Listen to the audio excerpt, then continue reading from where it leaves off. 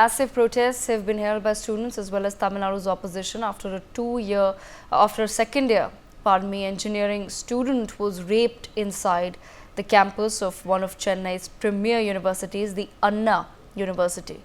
The accused is a 37-year-old man named Ganashekar, who runs a roadside eatery outside the campus. The FIR revealed that the accused claimed of filming the survivor and her male friend on the campus before the crime and then threatened to leak the footage to the university dean and to the couple's parents. The accused then forcibly took the survivor to a secluded area behind the highway lab building and electrical and electronics engineering department building and assaulted the survivor between 7:45 and 8:20 p.m. on the 23rd of December. He had also taken a picture of the girl's college ID card and then took the survivor's father's contact number from her phone before fleeing the scene. As per the FIR, the accused has a criminal history of over 15 years, including an alleged rape of a student at the same university. After the protest, the university management has said that more CCTV cameras will be installed inside the campus. Meanwhile, BJP and the AIADMK are releasing images of the accused with Udyanidhi Stalin to question the state government. Taking this conversation, I have with me Savio Rodriguez of the BJP, Sanjay Sai, former IPS, with us on the broadcast, also is Brinda Adige, an activist. Let me begin this conversation with Mr. Sai. Mr. Sai, absolutely bizarre revelations come out as far as the FIR is concerned. We're learning that this accused in the case, Ganashekar, was running a roadside eatery near the campus, but he had a criminal record that includes over 15 cases of theft and robbery. And in 2011, he was reportedly arrested on charges of sexually assaulting another woman on the same campus. But it's unclear whether this case ever went to trial or not. Mr. Sai, what's going on with our justice system? Here's a person with 15 criminal cases against him who has allegedly just a decade ago assaulted another woman on the same campus, and here he is running an eatery outside the college. What happened to those 15 cases, nobody knows. What are the FIR numbers and what did the police do about it? So that is one part of the story, their carelessness and also the broken criminal justice system, which we keep talking of on a regular basis. So that's point number one. What was the university administration doing with the 2011 case? Do they have any idea where the case has reached? Do they have any idea or there is a monitoring cell inside the university which even goes into cases of this nature, and what will be the remedial measures that can be taken? So one is the criminal justice part of it. Second is the university part of it. And every university and every college has a POS committee. I would also now like to know what is the mandate of the POS committee. Do they look into security stuff, or it is only when there is some complaint or something comes to them, then they go to the police, file a case, or they conduct an internal inquiry.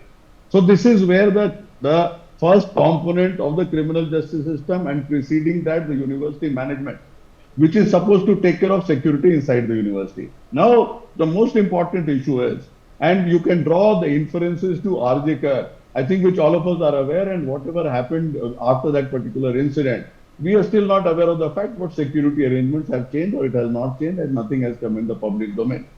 What I would like to place on record is that the university management or the college management is fairly responsible for the security inside the college campus and the university campus.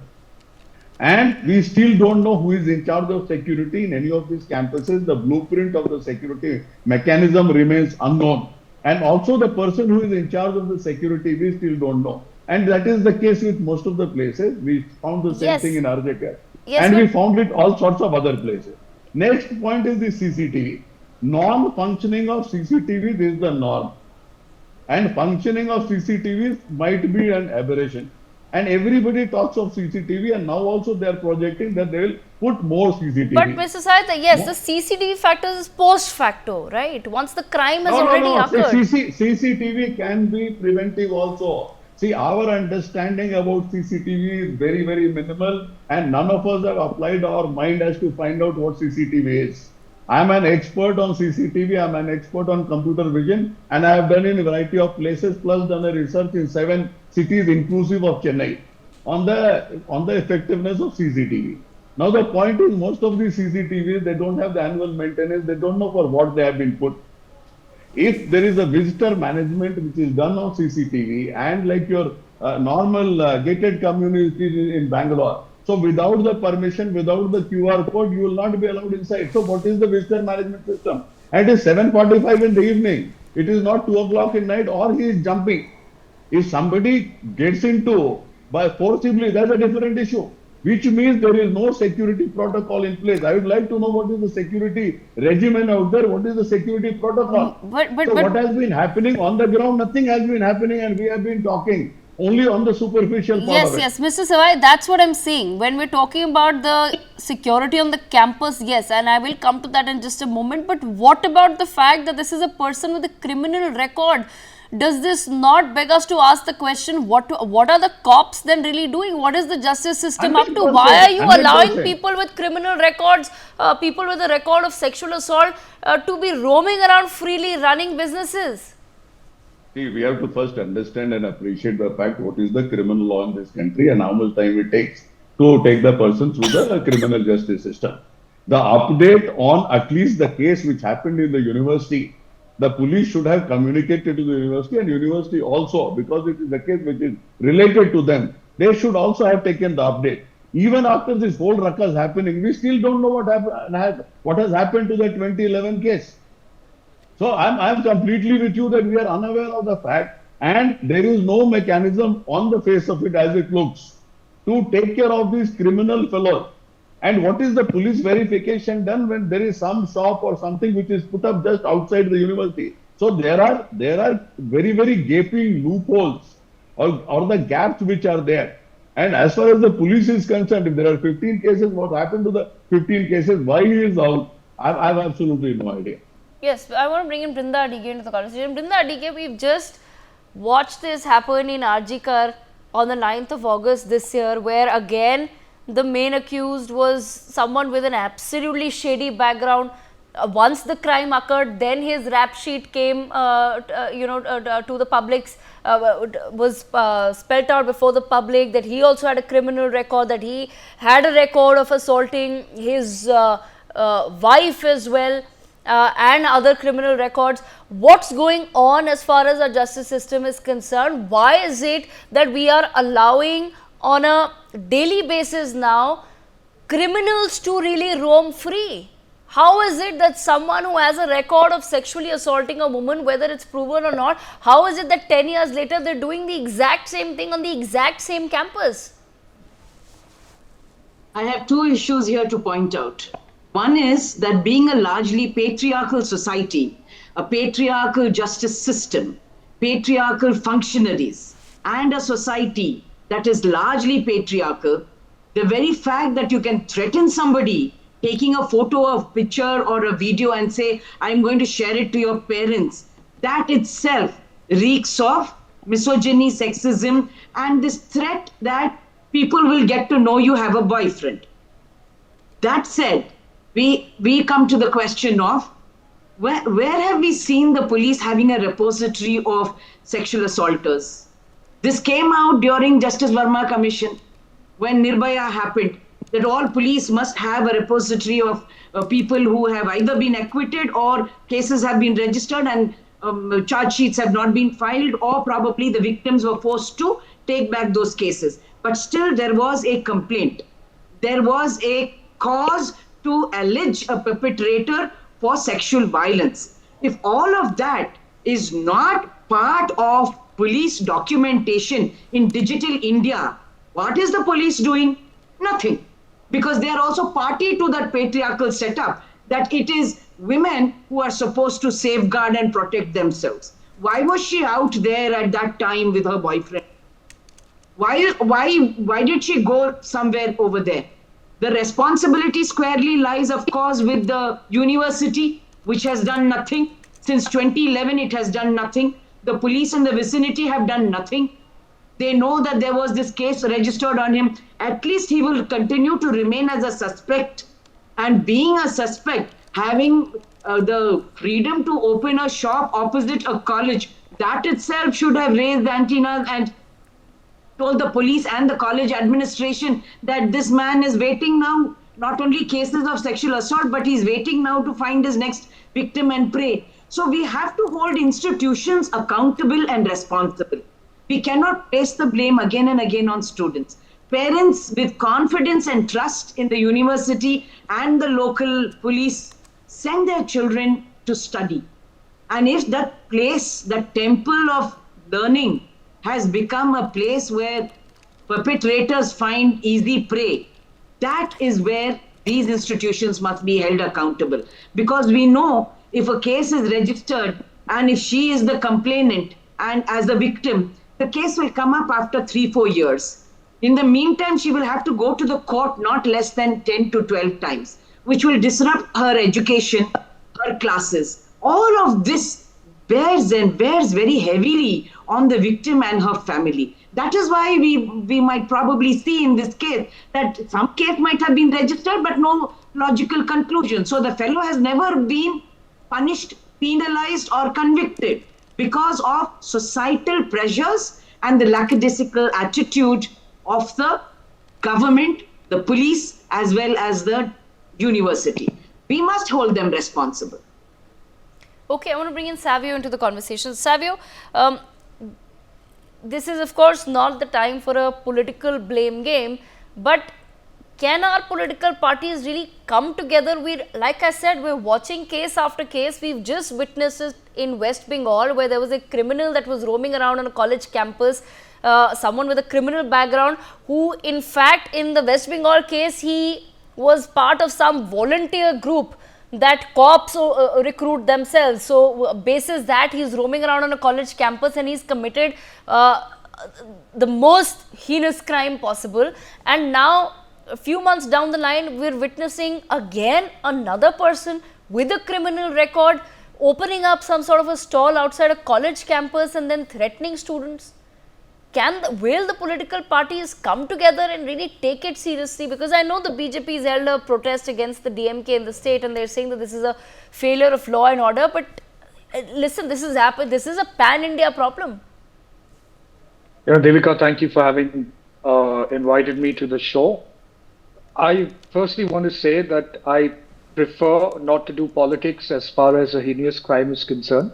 So I'm not going to talk about the political aspects of it, and political parties are free to do what they want to. They shouldn't. The larger interest is the issue of rape itself and sexual violation. The problem in our country is that we have not yet, even after Nirbhaya and after so many cases that have happened post Nirbhaya, we have not opened our eyes to the reality of the trauma attached to rape when it happens to victims and their families. Therefore, while we do have a justice system in place, whether we are able to enforce that justice system effectively is really the question that all of us at state levels, because law is a state subject, and at a central level, try and understand where are we going wrong. If you look at Tamil Nadu itself, if you go look into the last 3-4 months, you would see there have been numerous rape cases that have been reported by the media. You look at other states also, you would have rape cases coming out in the media. What does it show? It shows that at the end of the day, we have criminals that exist in society. In this case, you had a criminal. He's got cases against him.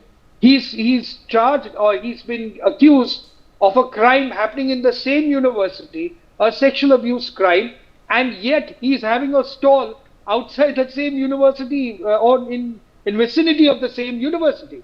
How does one allow that? So we really are never, Devika, serious about the heinous nature of the crime of rape.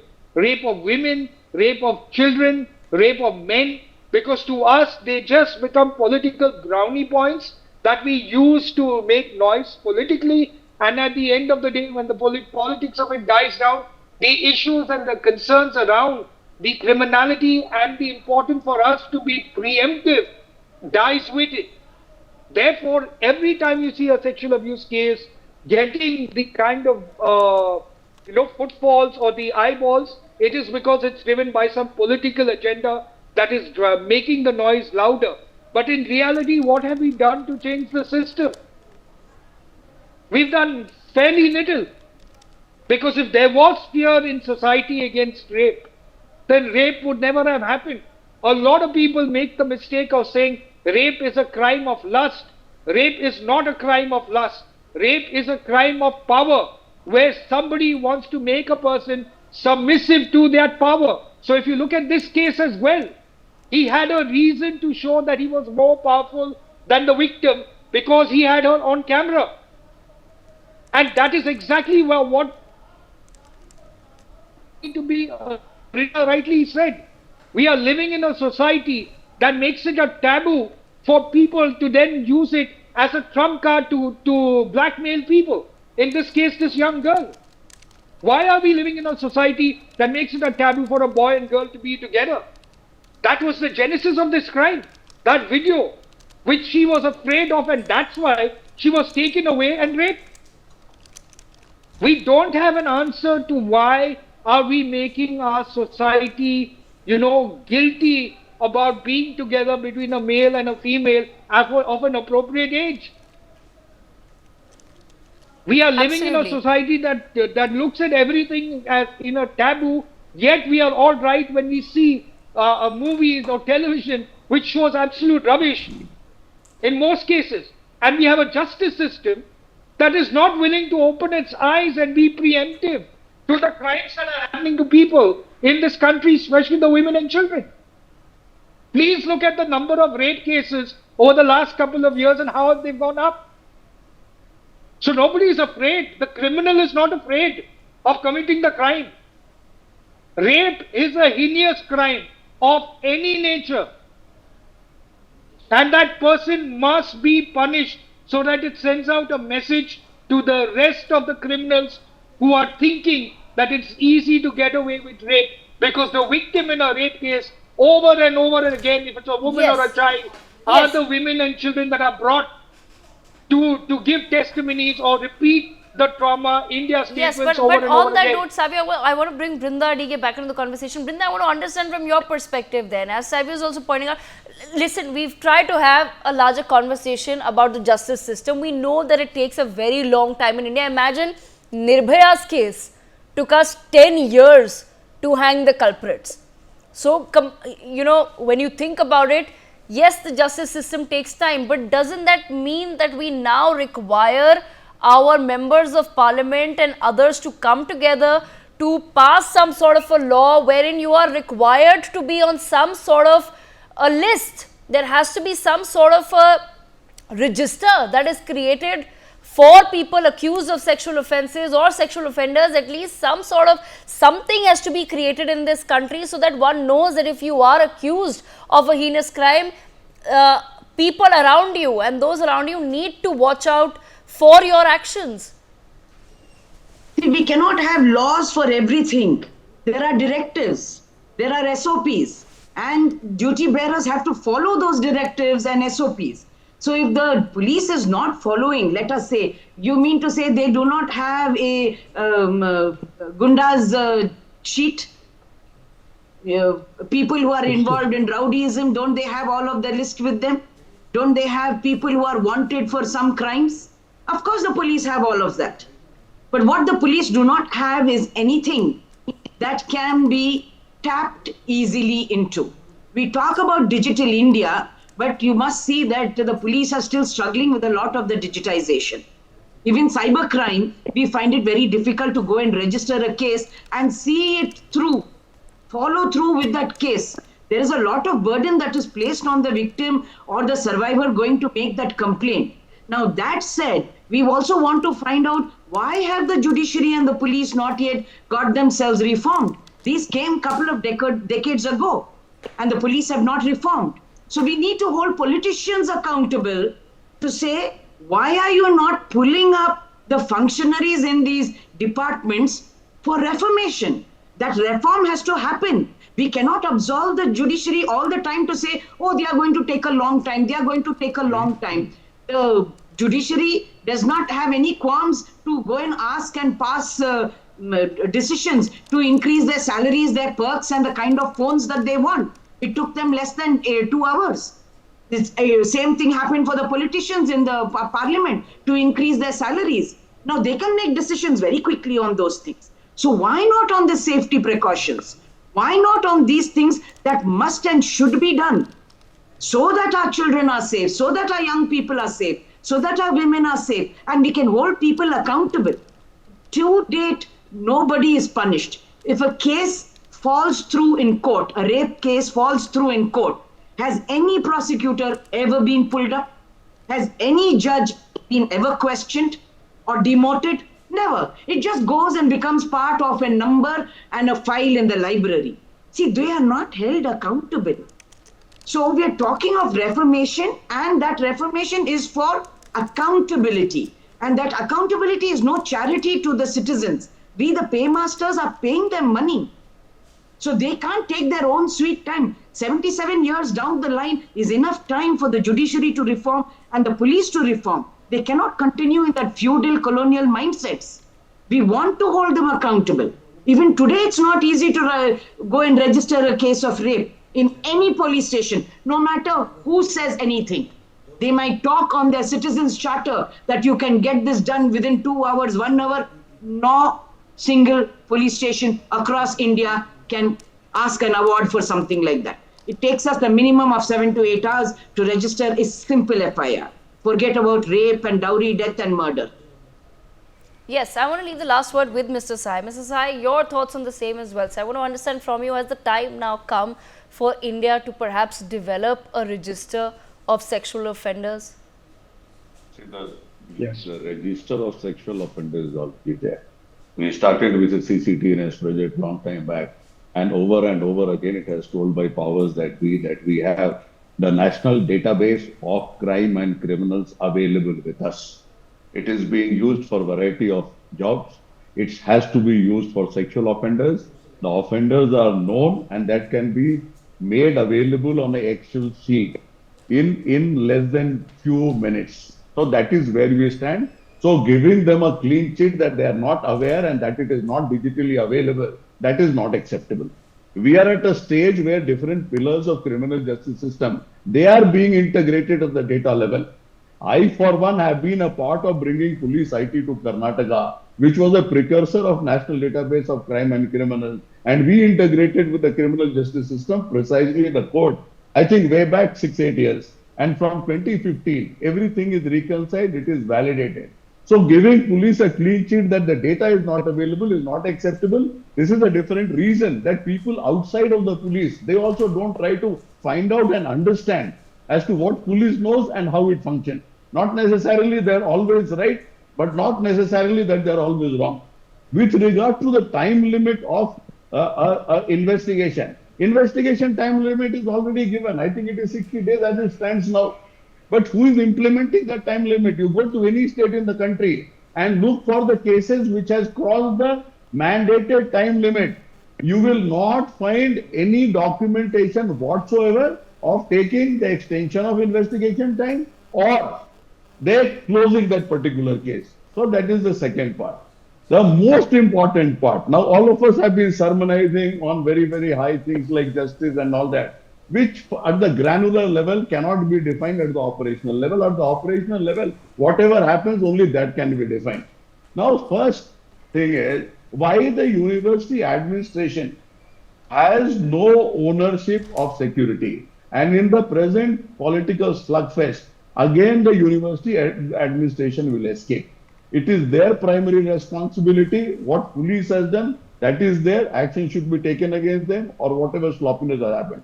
But till the day the university administration is not brought under control and given a legally mandated security protocol system, things will keep continuing. I can say very safely that 28 medical colleges and hospitals in West Bengal are still facing the same problem. It went to the Supreme Court of India. There was a suo motu case. There was a great activist doctor there. All those things happened. The way politicians are able to bulldoze these movements, yes, you have to see it. You have to see it to believe it. And in the current scenario also, neither the political parties nor these protests are going to deliver anything whatsoever. Right. It has to be between the university management who have to be held responsible. Ownership has to go to one person, and anybody facilitating these offences, and that is precisely the university administration or the police or their variety of other agencies doing it, they should also be criminally liable. Yes, absolutely. I've completely There's run out of absolutely time, no but other way out. absolutely, I thank all of our guests for joining us on the broadcast to take this very serious conversation forward. With that, viewers, we sip into a very quick break.